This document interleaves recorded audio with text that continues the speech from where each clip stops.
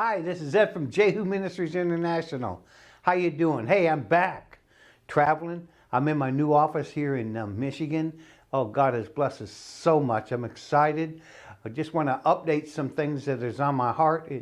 One thing is I've been reading in Ecclesiastes here. It says, where the word of the king is, there's power.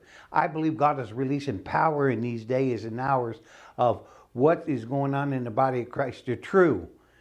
The most powerful thing is when he speaks, there is power, and it breaks away darkness. It breaks away things that are holding us back from him.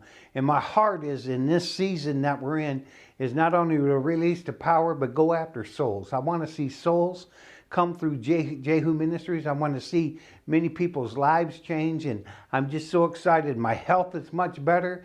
I'm full of his power and his glory, and I'm excited to see what God's going to do. So, hey, this Saturday, we're having an open house. Come and see us at the new facility, and God's put a message on my heart and want to release it. So I hope to see you all here because God is on the throne. He hasn't left, so we're going to have fun with the sun.